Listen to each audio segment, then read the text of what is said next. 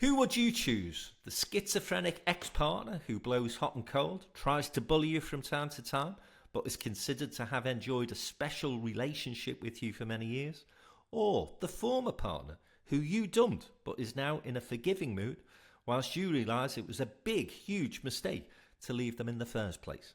For Keir Starmer, it's the US and Trump or the EU. Which way will the UK's political Mark Darcy jump?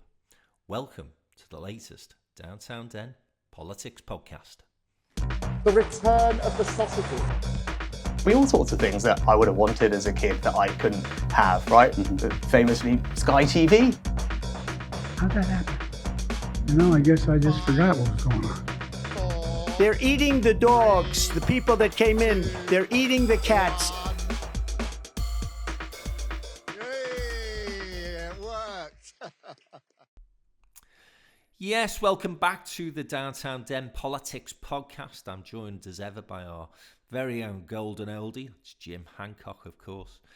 And the wonderful, wonderful Jo Phillips. And this week, as I say, we're going to be talking about all things trade, economic growth, or certainly what Rachel Reeves hopes is going to be economic growth following that speech she made earlier this week. And then we'll have a look at the madness of Trump World 2 in the second part of today's podcast, and glance an eye at what's been going on the telly as well. A fascinating television production relating to former Prime Minister Margaret Thatcher, and a fantastic political interviewer, Brian Walden, who also at one stage was a Labour MP. So all of that to come, but we're going to start with that speech that Rachel Reeves made earlier last week, and she was talking about how her plans for the future were going to result in economic growth. This is, of course, the big mission that the government, I would suggest, has to deliver if it wants to continue to be in government in 5 years' time. The big announcement that everybody was waving flags over was the third runway at Heathrow. Well, we'll see if that ever happens. But I think what she did do, and I listened carefully to what you guys were saying in my absence last week, and Jo in particular, talking about the need for a bit more optimism, a bit more oomph, and Heathrow Airport, all of the other measures, the Oxford-Cambridge corridor, the stuff that she spoke about in terms of infrastructure investment. That aside, Jo, I did think she struck a far more positive, optimistic note than had been the case in the past. And I think that was obviously done deliberately and does appear, at least in the first sort of commentary that's come back on the speech, to have been met by the business community, who she needs to re-establish a relationship with, I would suggest, an awful lot of good favour. Yes, I don't think I would necessarily agree that it was met with a lot of good favour. She certainly sounded more upbeat, she sounded more positive, but unfortunately, it's odd because I was doing the papers that night, so the papers after she had delivered the speech were united, apart from the Mirror, in the runway, the whole row over the Heathrow runway, that it's flown into turbulence already, and so the Guardian and the Mail unusually had exactly the same headlines. So, yes, she sounded upbeat, but what she still did, which is what she and Keir Starmer always do, they just come up with a word salad. And growth doesn't mean anything to ordinary people when you're just looking at the cost of everything going up. And growth in terms of, the stock markets and business, who desperately want confidence, it is very much dependent, as we'll talk about in a minute, on what happens around the world, whether it's tariffs imposed by America or whatever it is.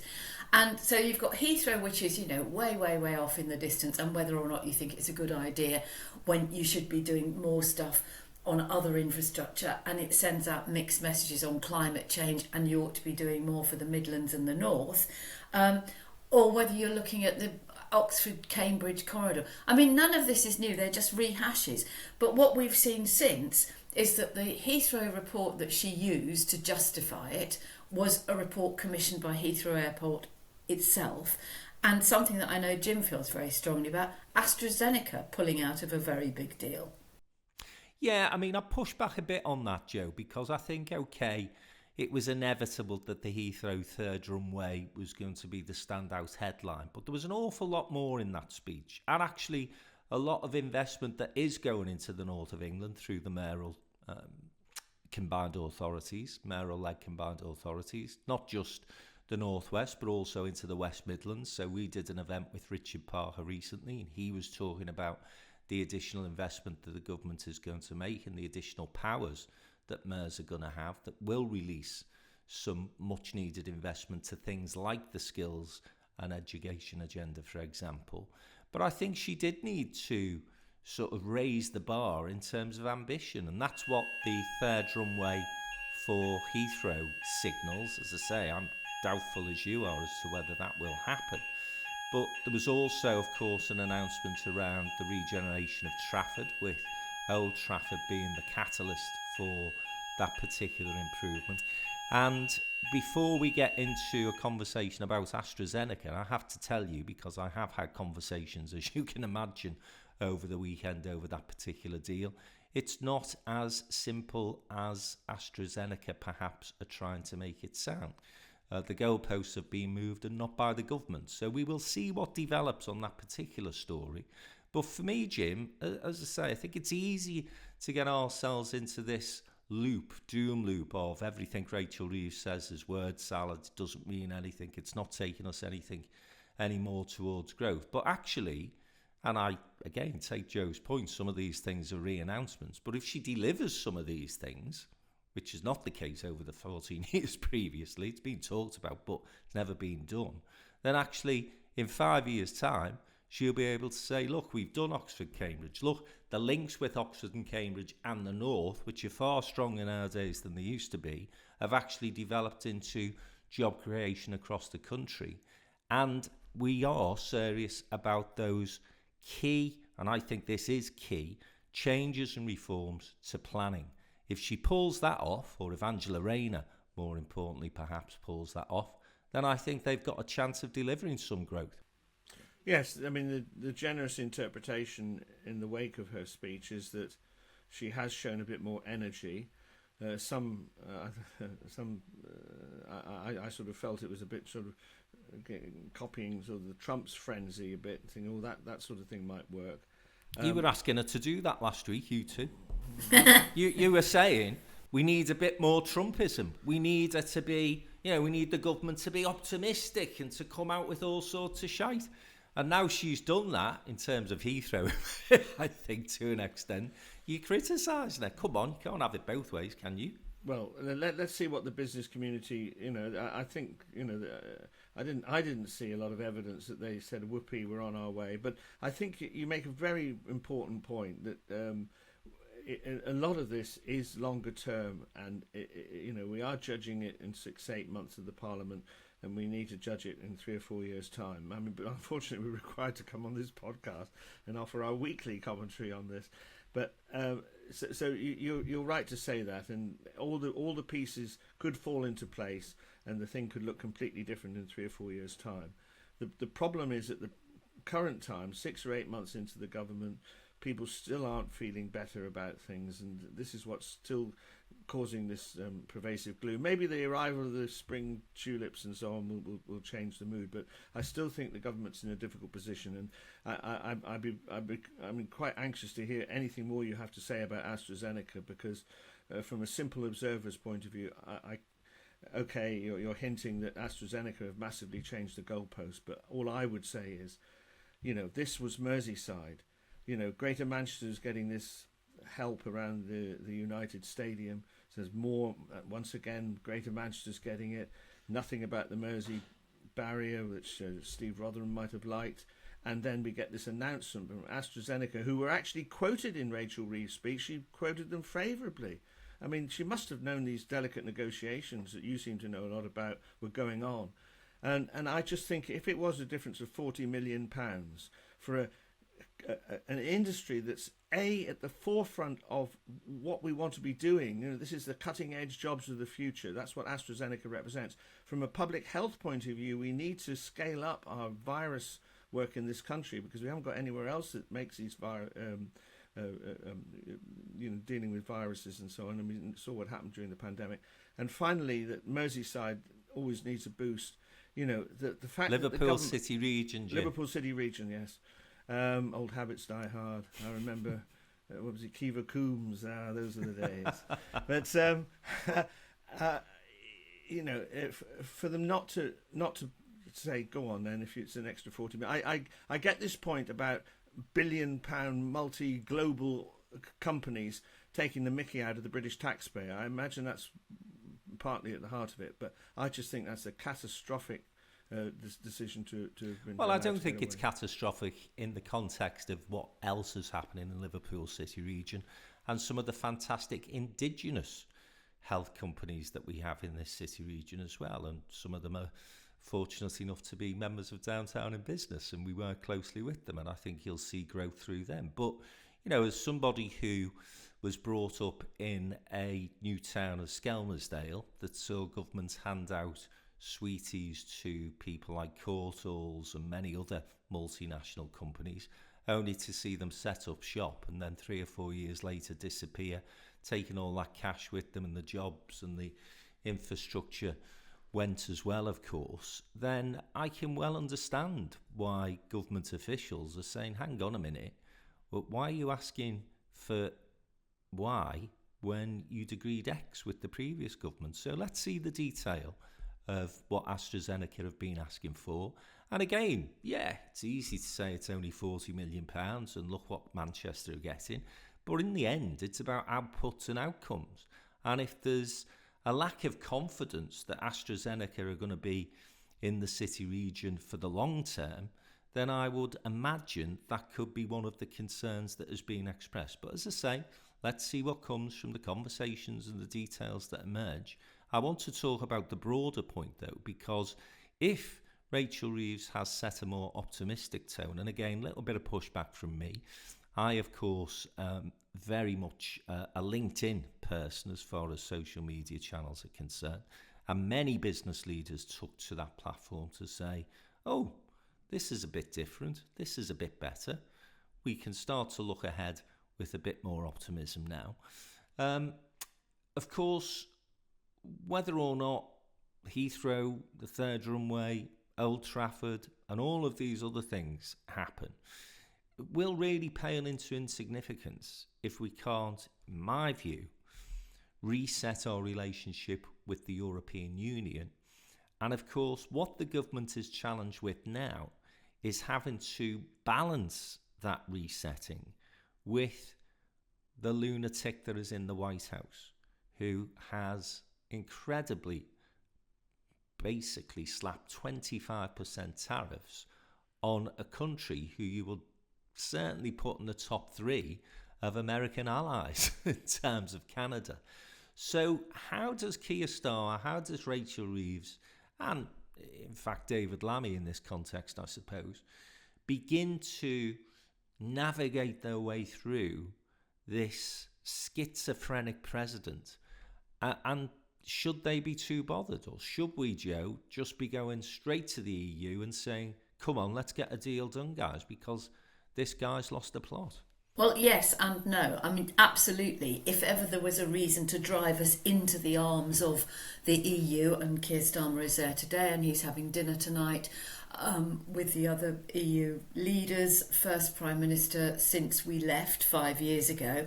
And what a success those last 5 years have been, haven't they? Write it on a postcard and send it to Downtown. But, you know, we've had conversations, we've heard people talking about the Pan-European Mediterranean Convention, which would seem to be a perfectly sensible thing for us to get involved in. We've heard endlessly about the desire for other European nations to reintroduce, or for us to be part of the under-30s freedom of movement for young people. That makes perfect sense. Keir Starmer is being far too cautious, and there have been interventions from Neil Kinnock and this morning Charlie Faulkner, and I'm sure there are other voices around him urging him to get there deeper, faster and stronger, because this craven desperation to be the favoured child from the White House is ridiculous. Of course America is important, it always will be. But we don't know what Donald Trump's going to do this afternoon, never mind tomorrow, never mind in 3 years' time. We do know, however, that Putin has got his troops on European soil. And we do know that defence and security of the continent is absolutely vital. And that is our strength there, that we have been, ahead of the game in terms of support for Ukraine. And that is one area where I would reluctantly but give credit to Boris Johnson for doing that, actually. So there's your building block, that we are part of that. We need to be part of that. And on the back of that, you then start talking about what you can do, where you join up stuff. And Keir Starmer only needs to look at the polls or talk to people. Has Brexit worked? No. Would you go back in? Maybe. Do you regret coming out? Yes. So, so what? He's going to piss off a few people who might vote reform anyway. But the message it would send to business, which is what we talked about at the beginning, that we're back in business, we're looking to make things easier and simpler for businesses in this country to trade with Europe, particularly in terms of agriculture and the creative industries, then just get on with it. Jim? Before we actually started on this podcast, Jo and I were having a word about what the Conservatives might do if this closer relationship develops, because our European partners are not going to want to go very far down that road if Cammy Badenoch was to come. I mean, obviously Farage will want to say that they would repudiate everything if they got into government.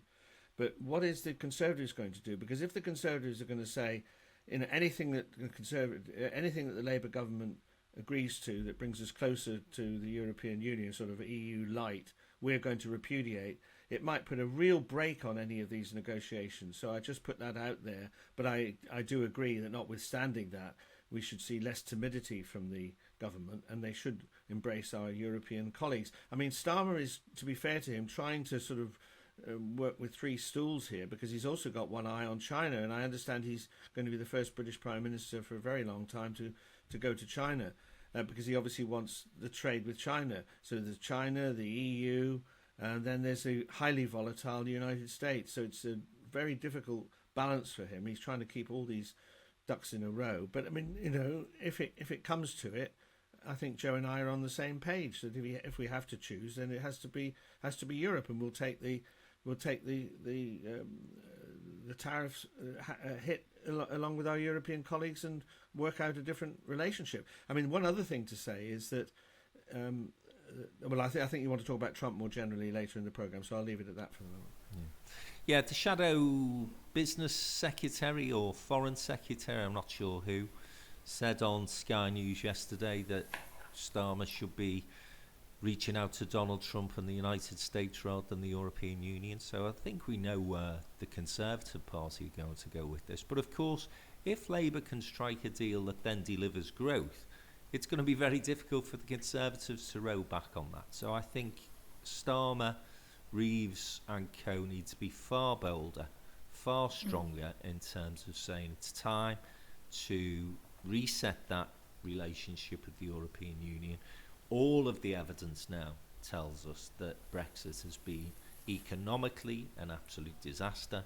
If people can tell me what laws that we've been able to introduce because we're outside of the European Union, then, as Jo said, answers on a postcard, please. All these marvellous trade deals that we were going to be able to do with the rest of the world that will basically aggregate to the number that the trade we used to do with the European Union. Match that, well, that's not happened either. And as I say, some of the numbers which are eye-watering actually in terms of the losses and the impact that the economy has taken because of Brexit. To be fair, one of my Leaver friends, very close family member as a matter of fact, pointed to the AI speech that Starmer made, where he seemed to acknowledge that our freedoms outside the European Union would help us with AI. I mean, in the spirit of fairness. That was obviously before China told us about their new Chat GPT, which absolutely took the American stock market from under its feet. So I'm not quite sure whether that's the benefit that we necessarily thought it was. But there is one thing I would say, though, Frank. The other thing about Europe is, if you remember pre-Brexit, the number of skilled tradespeople who came from Eastern Europe, who helped build a lot of the major infrastructure. I mean, particularly in London, I'm thinking of the Vauxhall 9 Elms, the American Embassy, for instance. Liverpool One here, Joe. Liverpool One, exactly. So there's a whole load of stuff that has been built with that skill and expertise. Now, 14 years of the Tories and we haven't done anything to improve the skills base in the construction industry. The construction industry, to get these things off the ground, and you're absolutely right what you said before about planning. Where I am sitting now in Kent, it's 15 years, I think, or 14 years for the Lower Thames crossing, and £300 million of public money has been spent on doing absolutely nothing, just an awful lot of paper.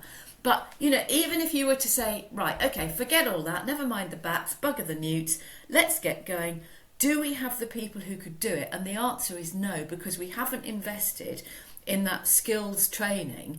And while we've got universities crying, oh, we're hard up because of the loss of universities, students from overseas because of Brexit, what we could be doing is, okay, well, forget doing those courses, let's get some bricklayers, electricians, cabinet makers, architects, quantity surveyors, get ready to be able to work when all of this stuff comes to fruition. And Europe is a key to that. And that was a little bit of a damn squib response from Yvette Cooper over the weekend, I have to say, in terms of when she was asked that very question. And she said, well, business have got to step up and start to train people. Well, yeah, but that takes time. And business has been saying now for 30 years, at least, we've got to be more aligned between colleges, academic institutions and business. And that's beginning to happen through the mayoralities.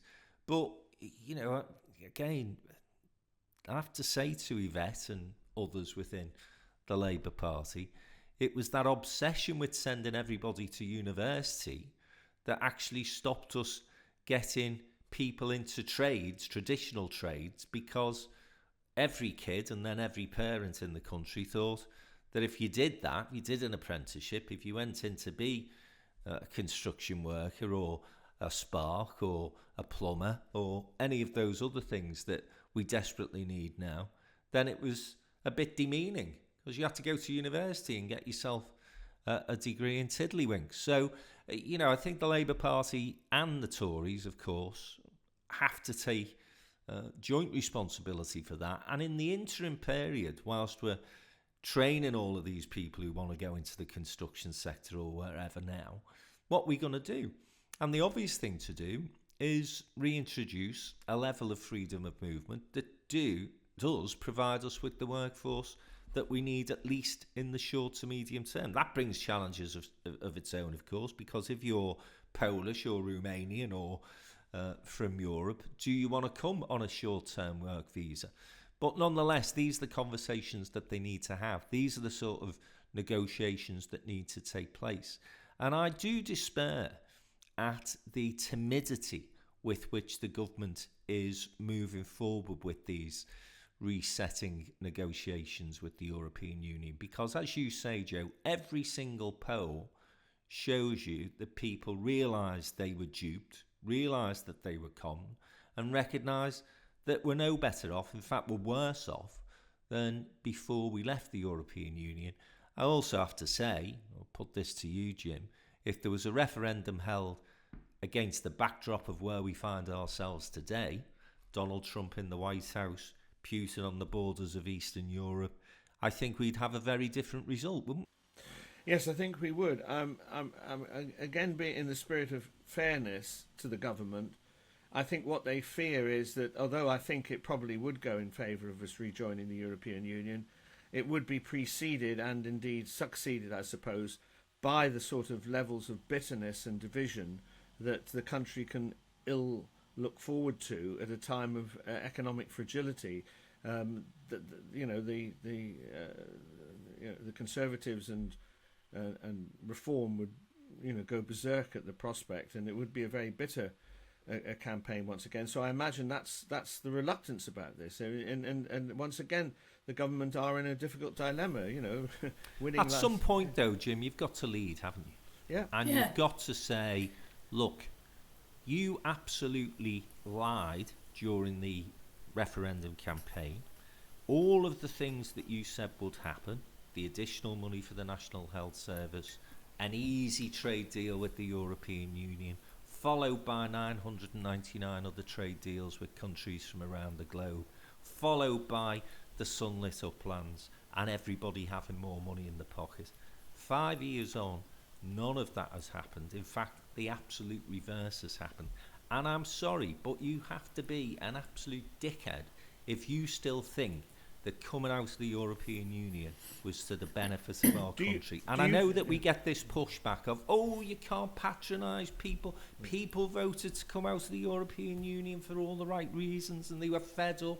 We weren't delivering for them in terms of the politics and the economy. Listen, we have done far worse damage to those very people who voted to come out of the European Union by staying not just out of the European Union, but then doing a hard Brexit, which the British people never voted for, and yet we've still got this timidity from the government. Do you think, though, that the Conservatives would say that they would immediately leave the European Union again? And if they went I'm into not a suggesting we go back into the European Union, Jim. I think that's off the table for all sorts of reasons. Would the European Union want us back as a member state? I don't think they would. And even if they did make that offer, then there'd be all sorts of things to prevent us from going back in. For example, taking the single currency, because you would have a big backlash from the British public then, because for some reason people think it's very important to keep hold of the pound with the king's head on. So what's the question for the referendum then? No, I was saying if there was a referendum in the context of now, rather than where we were 5 years ago, we get 8 years ago, we get a very different result.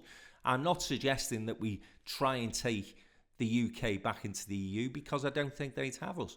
Nevertheless, as I say, this lack of boldness in terms of resetting that relationship, getting a trade deal done, reintroducing some freedom of movement, and doing such a pragmatic way that the British people went, actually, we understand and appreciate why this is happening. And the other point we've got to make, of course, is, and again, I know people push back against me on this, but the big reason why many, many people voted Brexit was immigration. And fucking hell, we've had more immigrants come into the country since Brexit than we had pre-Brexit. So even on that score, they didn't get a result. And as I say, I think that you've got to give your head a wobble if you think that Brexit was a good idea. I don't care how much you want to come out of the European Union. If you can sit and look me in the eye now and still say to me that you think coming out of the EU was a good idea for the UK, then I have to say to you, as I say, you're an absolute dope. If I was in government or working as an advisor, I would actually do a quick snapshot, but a really, in-depth snapshot of business, farming, fishing, construction, social care, all the main industries, and say, what do you think the benefits of Brexit have been? Just not to start, and Jim's absolutely right, you don't want to rekindle that awful bitter feud that has caused so much damage and has made it impossible for any politician to have a conversation about Brexit for fear of that. And actually, if you had that, you could then say to Keir Starmer, could then say, look, we know there's no way we're going back in, but we do know that it hasn't been delivered as it was promised. So we need to do X, Y, and Z. And you would take people with you if you were basing it on people's real experience, I think. Yeah, let me just give you the top line costs. So the so-called divorce settlement of Boris Johnson's oven-ready deal was north of £30 billion. Yeah. The loss in goods exports stands at £27 billion. UK food exports have shrunk by £2.8 billion. And there was a lovely vox pop, Joe, on the channel of your choice, GB News, with a fisherman I don't know if you saw it, but this fisherman had voted for Brexit, wanted to leave, thought it was going to be great news for his industry, and the GB News journalist did not know what to do with themselves when the fisherman said, it's been a disaster, and if I had my vote again, I'd vote to remain. Absolutely fantastic. And you would get the same from farmers, you would get the same from that constituency of people who largely voted in favour of leave and are now basically got buyer's remorse. And as I say, if you're trying to say to me that you think that Brexit was a good thing, and if you're listening to that absolute charlatan Farage, again, good mate of Joe, so I do apologise, about it's because the deal wasn't done. The deal wasn't done properly, and if only we. And you've got people like Badenoch now, who was in the fucking government, saying we could have done a better. Well, why didn't you do a better deal? If you were sat around the cabinet table and you thought there was a better deal to be done, well, why didn't you go and get that deal done? Right. This raises an interesting issue. We should maybe take the discussion forward. Is because I've said on this podcast quite a lot that Reform UK is a growing threat in British politics, but of course their identity was largely forged in this anti-European stance. So I'm interested in what you guys think about whether the central plank of reform is being pulled out, or whether other things, frustration with government in general, will still propel them forward. If the British people are now more pro-European, are they likely not to vote for reform in the future? I think, and we've said this before, we should stop talking about reform as a threat. We should talk about them as a growing political force, and therefore take them seriously and challenge them as we do other political parties on their policies, on their costings, and on what they say. Because actually they get a very, very easy ride in the media, largely because of Nigel Farage, on whose show I appear weekly. And Laura Koonsberg.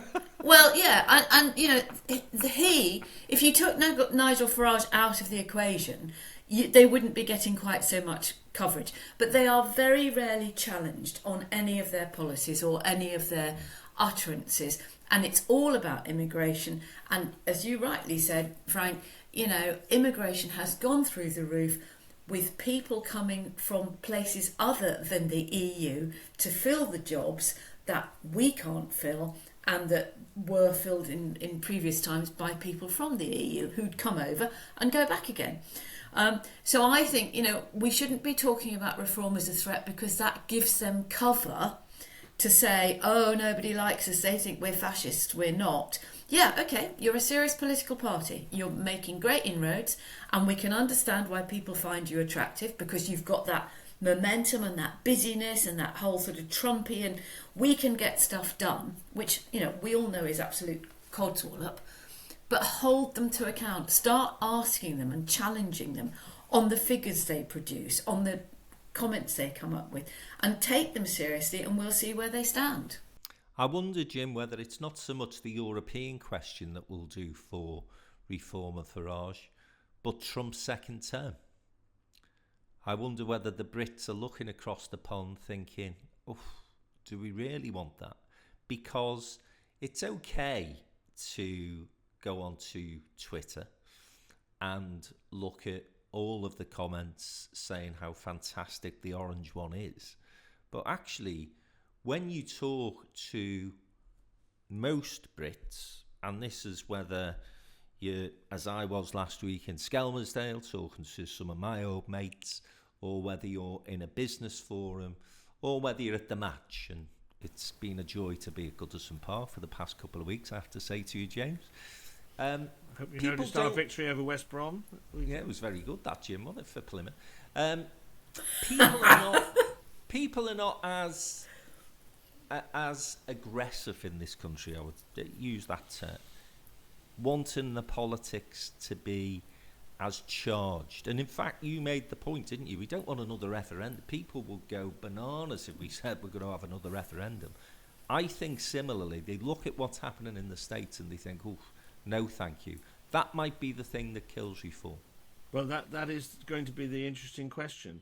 But it's possible, and then again it'll depend on whether Trump's second term ends in complete chaos, or whether he repatriates large sections of manufacturing industry from Canada or Mexico or wherever he wants it to be, and so that they're growing avocados in the United States. That seems to try and boil it down to what he seems to be aiming at. If he succeeds in really reviving the American economy by being horrible to countries elsewhere, then maybe it'll catch on with the British people as well. But I mean, one feels, up to now at least, that the British people are fairly phlegmatic, fairly calm, fairly even. Although we have to say, a volatility has been introduced into British politics, largely because of the Brexit negotiations and all that over the last 10 years with multiple prime ministers, which has slightly destabilised that. So I do think it's more of a slightly more of an open question. If Trump succeeds and Farage says, look,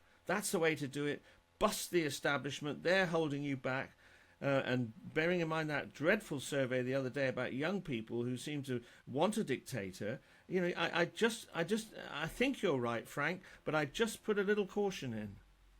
No, I think that's a great point, actually, and I think that the particularly manosphere, as they're calling it, it does need to be addressed by government and by all of us, actually, because clearly there is something going on with young men in particular that we should be concerned about and we should take very seriously. And again, I know that conversations have taken place right across government, actually, as to how you begin to tackle this. And it's not simply about trying to stop people looking on stuff online, because that's only part of the problem. I think we've got a real challenge to say to a lot of young men in this country now, there is a role for you and we are going to support you in forging good careers, finding good jobs for you and providing you with a decent platform in terms of education. Because if you look at educational attainment alone, particularly among white working class lads, it's fallen off a cliff, I'm afraid. So we have got a challenge there, Jim, you're absolutely right. But I just think, generally speaking, the tone of what Trump is doing at this moment is time. I still think, I hope I'm right when I say this, within the UK culture, there is still this absolute fairness card that you can play. Is it fair? I don't think you see that the UK population would take kindly to raids across the country, dragging people, kids, mums, daughters out of houses and throwing them on planes and taking them to Colombia. Or worse, taking the parents off whilst the kids are in school and the kids coming home to an empty house. I hope that that is still the case in terms of UK culture. I will be emigrating somewhere else if in 5 years' time I am proved wrong. But we will see. That leaves us very nicely into a segue, sorry James, into what Donald Trump has been up to in his first, it seems, 1,000 days. He's only been in for a couple of weeks. And we'll be talking about that after the break. Stick with us, be back in a mo.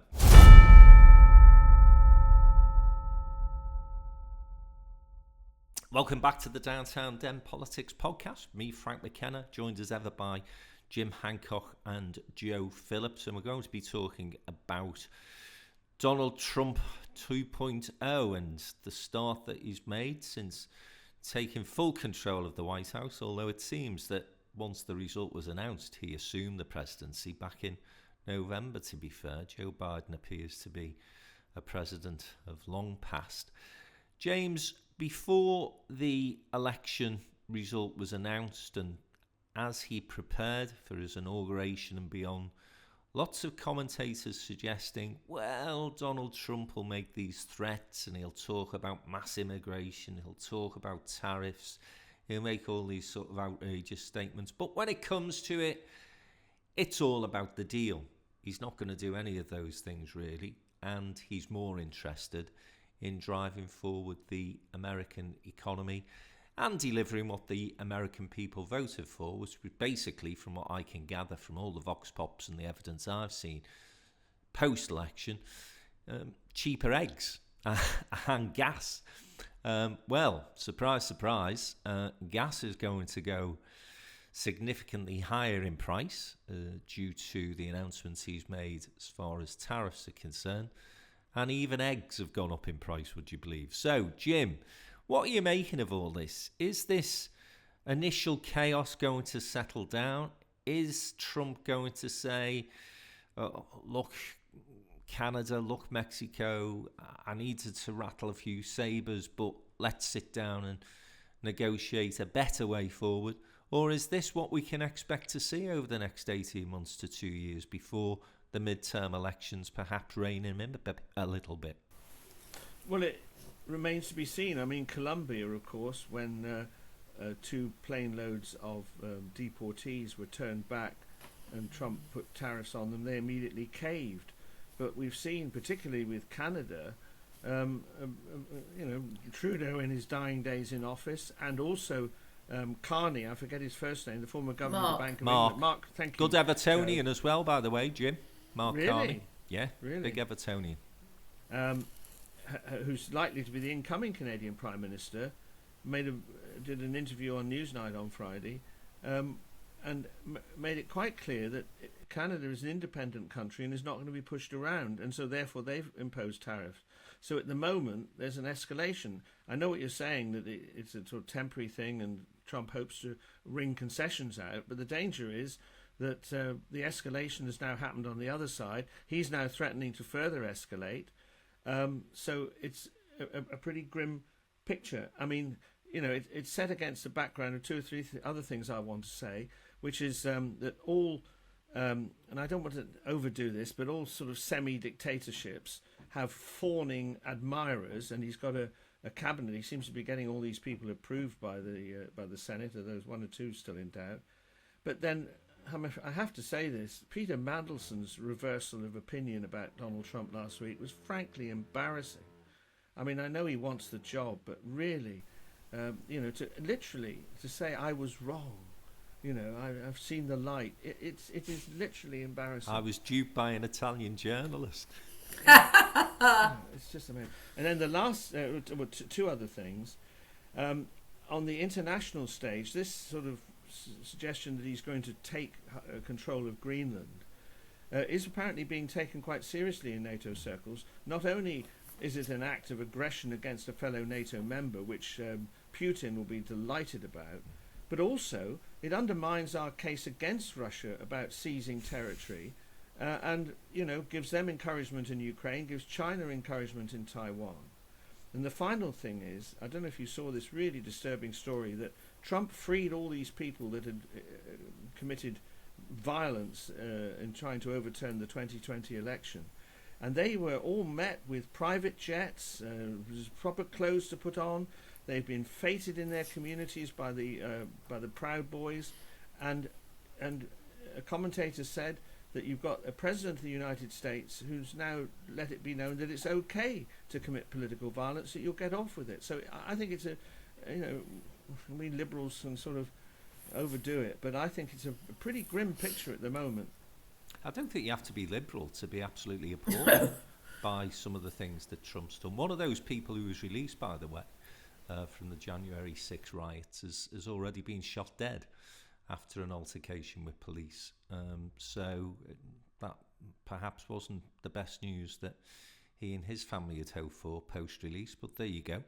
I'm sure there's going to be a few of them in similar trouble moving forward, because they're just rabble who basically have been allowed to, as you say, Jim, have violence basically allowed. It's just incredible to me that it's akin to a British Prime Minister releasing anybody who's been prosecuted over the past 5 years for rioting. Southport riots. Imagine Kemi Badenoch said, well, anybody who was jailed, we're going to scrub your record clean.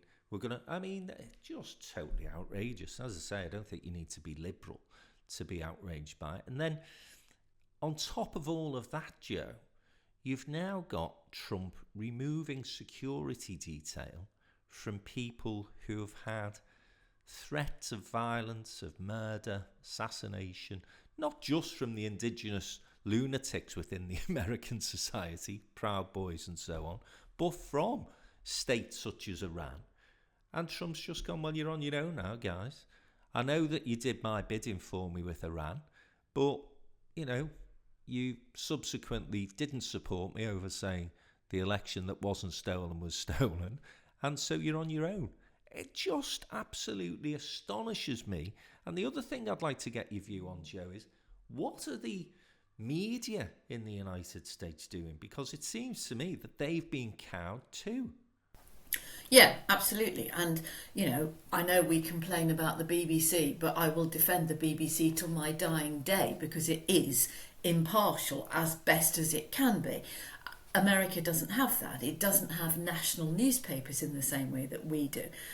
Obviously, because it's a huge country with different time zones, so the nearest you get to a national newspaper is the New York Times or the Washington Post. I think what Trump is doing is, well, to go back to what you said before the break, it's the manosphere writ large. This is like government in a urinal. It's a pissing competition.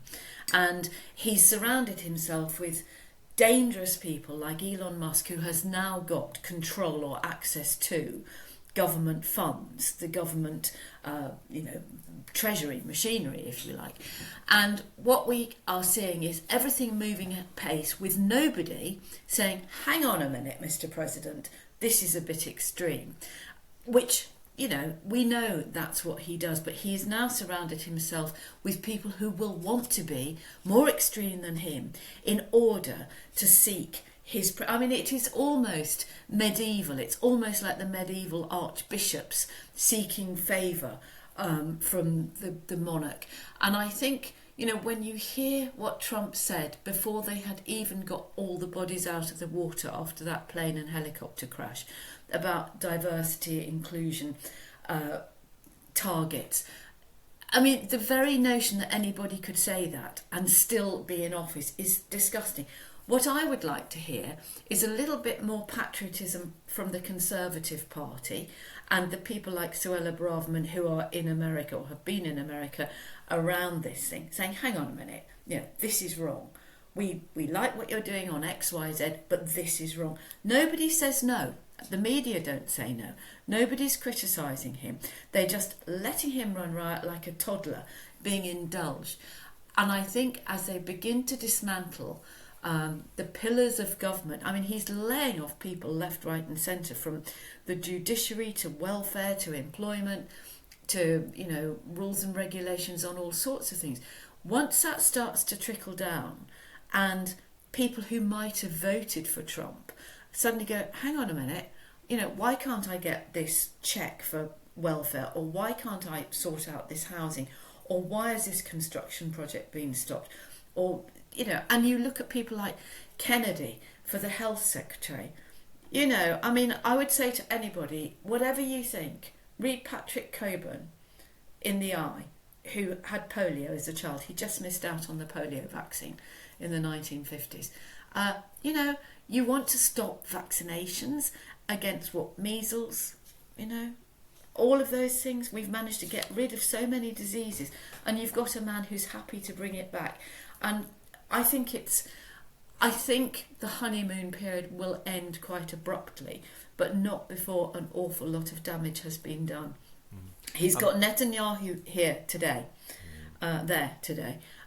You know, and you can bet your dollar, bottom dollar, there will be a deal done about, okay, Trump wants to have West Bank for, you know, property speculation. Wants to do Mar-a-Lago in the bloody Middle absolutely. East, doesn't he? Well, I mean, yeah. it's just absolutely incredible. It's disgusting.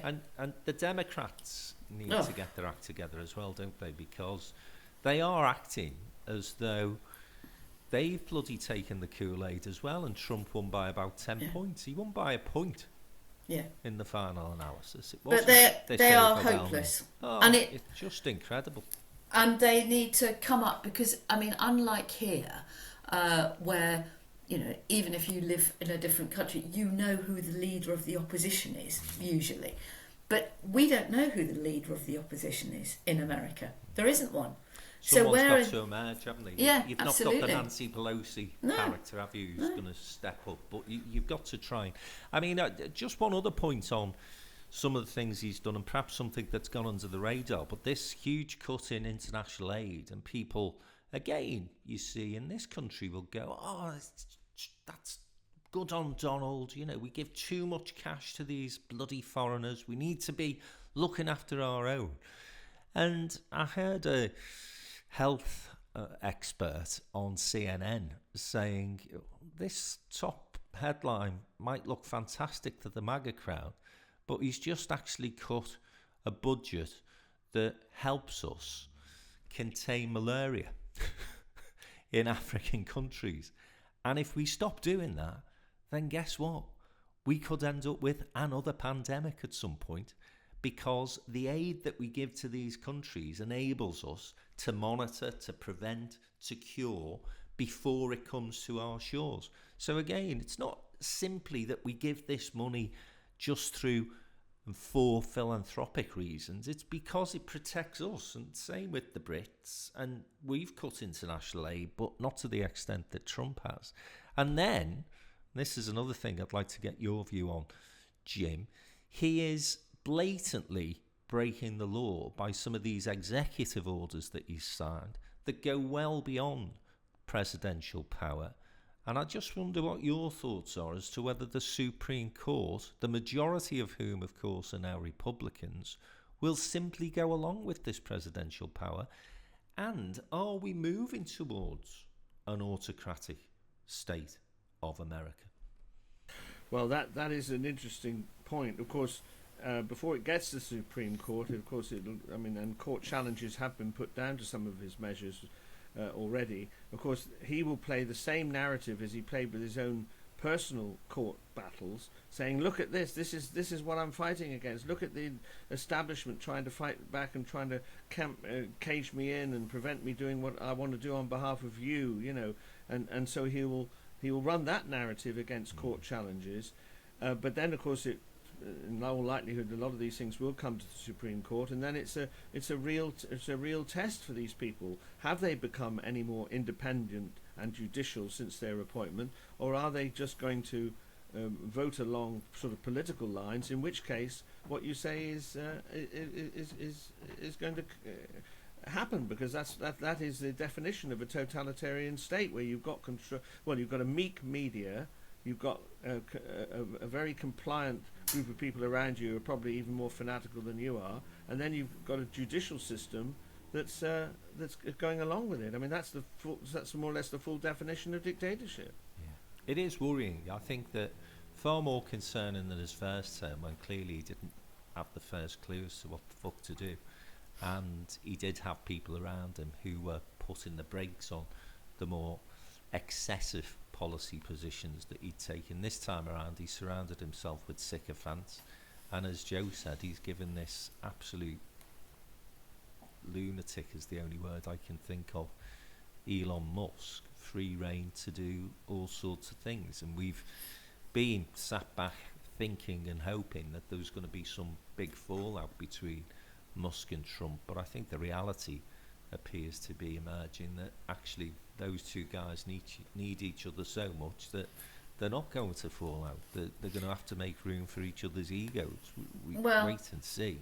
Just one other observation. I don't know if you guys saw this, but the fires in Philadelphia, was it? Los Angeles. Los Angeles, sorry. And Trump had been trying to bully the governor, Newsom, or New Scum, as he very politely referred to him in press conferences. And even worse, Trump's staffers in press conferences were referring to the governor as New Scum. You see how this... Yeah, it's horrible. It just goes on and on and on, doesn't it? This horrible culture seeps in to your whole political narrative if you're not careful. And when he flew in to LA, Trump had ordered Newsom not to be there. And Newsom basically said, fuck you, it's my city, it's my place, I am going to meet you off the plane.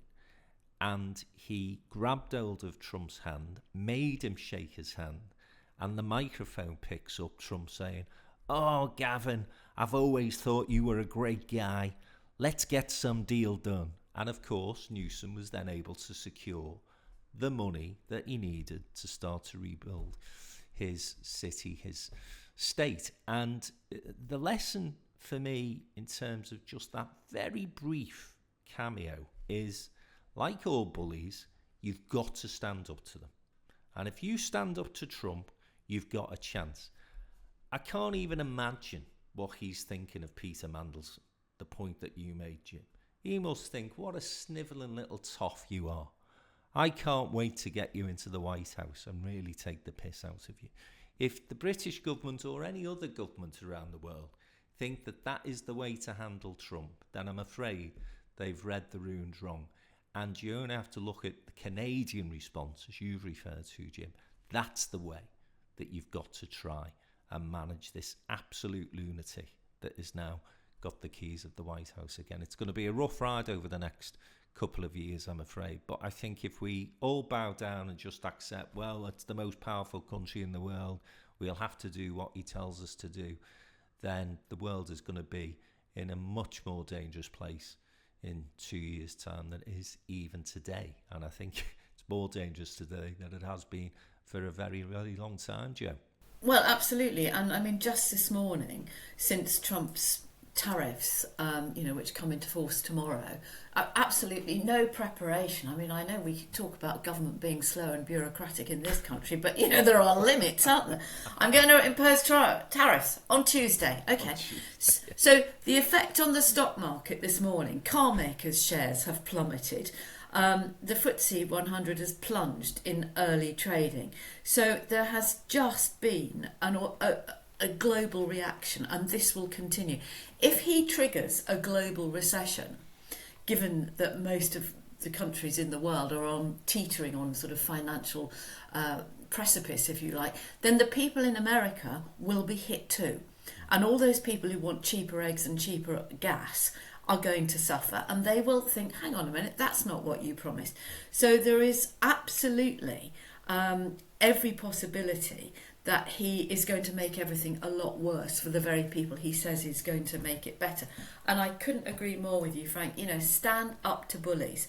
And that thing about, his acolytes repeating, that's how playground bullies behave. Go on, you say something nasty, you say something nastier. Go on, you take it one step further. And that's where it ends up. It's horrible, and we all need to stand up to him. We can be polite. We've got to do business, but we need to stand up and go, you're not going to roll me over. And of course, you can't use the F word, as in fascist. But again, I'd urge people to perhaps listen to that other excellent podcast, The Rest is History, about how Hitler came to power in the 30s. And the playbook wasn't massively different to what we're seeing unravel in the States at the moment. I'm just reading this is 10:42 on Monday, the headline, breaking news, EU tariffs will definitely happen, says Trump, as he threatens out-of-line UK. So if that doesn't give Keir Starmer the kick up the arse he needs to start talking to our European counterparts to do a trade deal, I don't know what will. This is going to be an ongoing story, I'm afraid. It's not going to be calm waters moving forward as far as anything that comes out of the United States for the foreseeable future is concerned. Oh, another headline on Sky. Canadian sports fans boo the US anthem. Well, there you go. Jim, I'm going to end on a bit of nostalgia because there was an excellent drama on Channel 4, More 4, which basically retold the story of Brian Walden's famous interview with Margaret Thatcher. Now, just for context, historical context for our listeners who are under the age of 19, perhaps you could tell us how that relationship had developed and why it was such a significant happening in British politics. Yeah. Brian Walden had been a Labour MP, but he started presenting a program called Weekend World on ITV, although this particular interview we're going to talk about was actually after Weekend World had been cancelled, but that's just a detail. What it was basically was a full hour where politicians every week submitted themselves to Brian Walden, who was an excellent interviewer. The circumstances of this was that this was in 1989, and Margaret Thatcher had agreed to appear on the Walden interview. 2 days beforehand, her Chancellor, Nigel Lawson, who was the man who cut taxes and turbocharged the Thatcher government in many ways, but wanted to get closer to a thing called the European exchange rate mechanism, which was a sort of precursor to the euro, and that's where he differed from Margaret Thatcher. Margaret Thatcher took it upon herself to hire an advisor called Alan Walters, who was a Eurosceptic, I suppose we'd say in modern parlance. And eventually Lawson got fed up with this, resigned, but Thatcher stuck to her promise to do the interview with Brian Walden. Would that happen today, I wonder? And Brian Walden had actually had quite a good relationship with Margaret Thatcher. In fact, the programmes, I think, slightly overemphasised the friendship between them, and that he sort of coached her for in how she should do media interviews, and then interviewed her. And but on this occasion, Walden absolutely went for her and said, would Nigel Lawson have stayed if you'd sacked Alan Walters? And for reasons that I'd be interested in your views on, she hesitated about it and said, I don't know whether he'd have stayed or not. And eventually he said, this is a broader issue. You don't listen to anyone. You humiliate Geoffrey Howe. You humiliate all your colleagues. You stop listening to people. And you are off your trolley, because he had a slight verbal problem. He's off your trolley. And they never spoke again. And within a year, Margaret Thatcher was out. So this was a programme, and I do recommend younger people who are interested in politics and things, and interested in the way the media cover politics, to actually watch these programmes, because the long-form interview has disappeared now. There are still distinguished interviewers like Laura Kunsberg who try to get political leaders to examination, but that long-form interview where you cannot hide for an hour. You cannot refuse to answer questions for an hour, and politicians will not submit themselves to that sort of interrogation. Although there was a programme called Hard Talk, which was a half an hour, which the BBC have shamefully cancelled, which had a more limited audience. But largely speaking, the long-form interview's gone. Sorry, very, very long answer, Frank. No, so very, very good, Jim, because you've put it perfectly into context. It is very much a drama worth viewing. And what struck me, because I watched the actual interview itself, which is also on More 4, following the drama was fascinating, but obviously they always make it a little bit television friendly, don't they? But if you watch the real interview, the original interview between Walden and Thatcher, what strikes you is the way in which he allows her to express a view, express an opinion. He's not interrupting her, he's not badgering her, he's not trying to seemingly trip her up. He's just genuinely having the conversation. And of course, as you rightly said there, Jim, he basically hangs her with that question of, well, if you'd have sacked your advisor, would Nigel Lawson have stayed? And indeed, would you have sacked? And she doesn't answer the question, which makes her look less than the Iron Lady persona that she was trying to always basically profile. And it's just, I think, a sad reminder in some respects of how far we've fallen in terms of the political interview. And Jo, I know you've not seen the programme yet, but we were saying off her, it is a lost art, isn't it? I don't really see any political interviewer now who is trying to have a genuine conversation with the politician. It also, and I'm not just saying this about Labour politicians, it's with all of them, trying to trip the politician up from the moment they sit in the chair, rather than having a mature conversation. Yeah, and what you say, and Jim and I both do media training, and we know this. It is the silence that speaks volumes. And if you have that lengthy conversation where you allow somebody to fill the silence, because that is an automatic human response, invariably you will trip yourself up and then have to row back. And I think the trouble is politicians have been media trained so that they're always looking for a soundbite because they want to get on the bulletin or nowadays onto social media, and interviewers are always looking for the got ya, tripped you up. And I think it's a real shame, and I can't think of any broadcasters off the top of my head who would be up to doing that sort of long form interview anymore.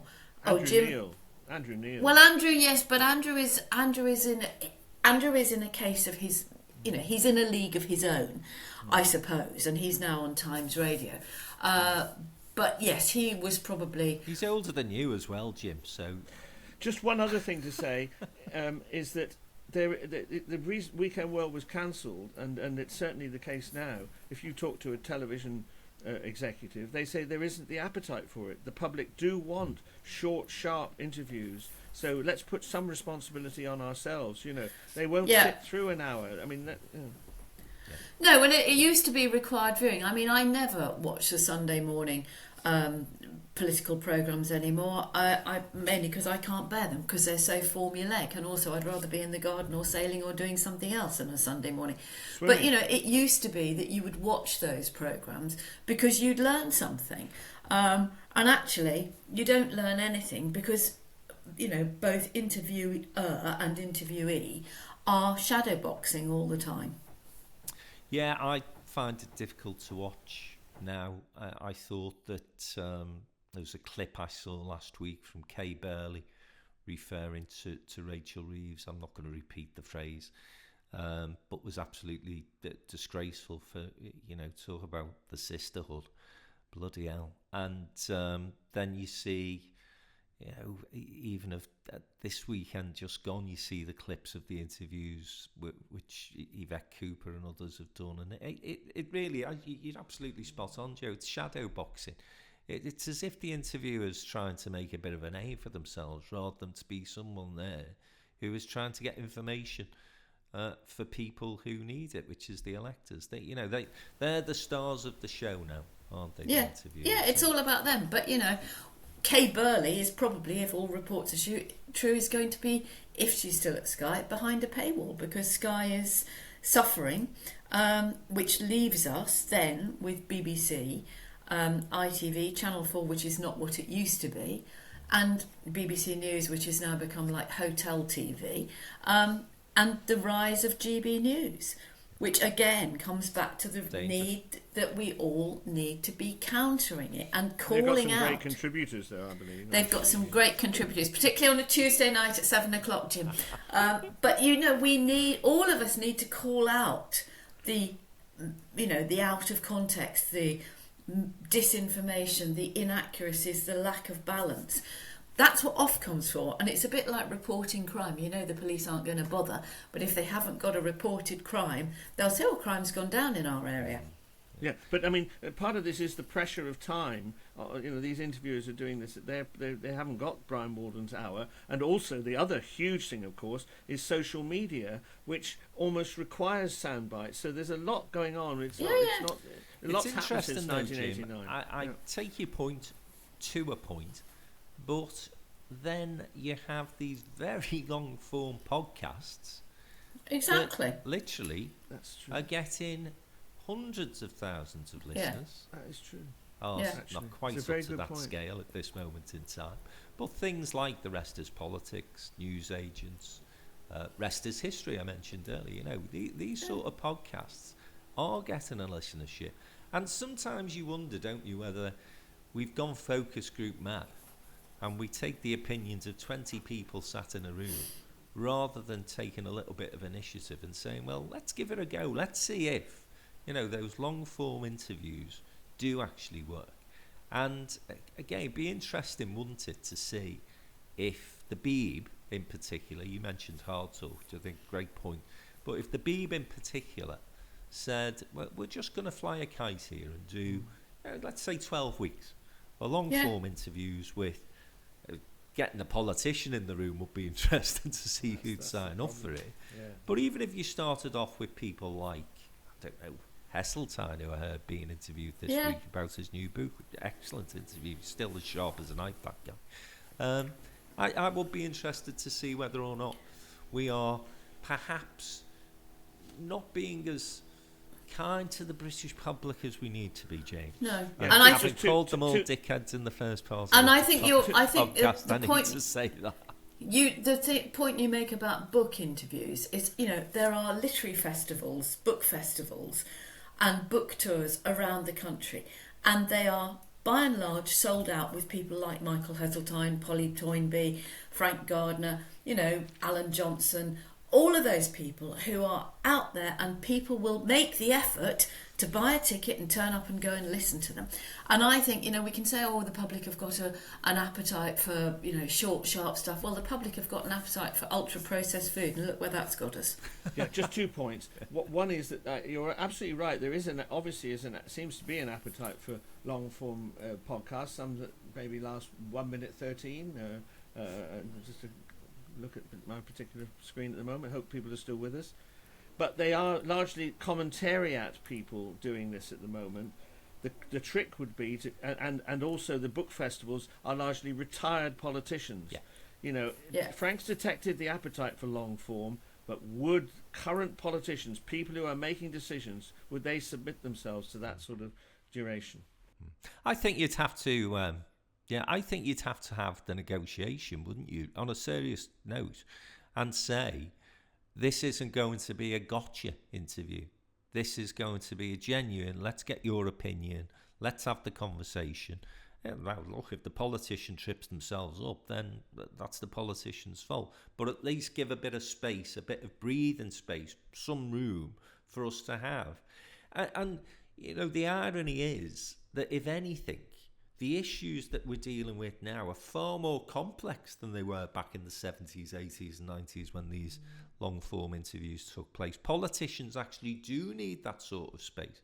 How can Yvette Cooper go on to Sky or to BBC for 15, 20 minutes and explain about what's happened with Southport, what's happening with immigration, what's happening with our prisons? 15, 20 minutes, half an hour even for that. Not good enough. We need to be giving our senior politicians the time, the space, the room to take these sort of interviews. And I think there would be interest and appetite for them, but we will see. Just in terms of the final segue, and people are going to start to believe that we rehearse these podcasts, which I can tell you we very much don't. But Jo mentioned books there, and there is apparently a fascinating book out at the moment about Keir Starmer and his rise to be leader of the Labour Party, which is getting into some difficulties. So that may be something we discuss next week. It's been serialised in the Times for those who are interested, and there was a double-page spread in the Sunday Times yesterday with some of those revelations. Our mate Wes Streeting gets a mention, Jim. Right, well, that's it from the Downtown Den Politics this week. Hope you've enjoyed my rants and Jim and Jo's very balanced views. We'll be back next week talking, I'm sure, more Trump, more government, and hopefully about a deal that Keir Starmer has struck with the European Union. You never know. Catch up soon. Have a great week.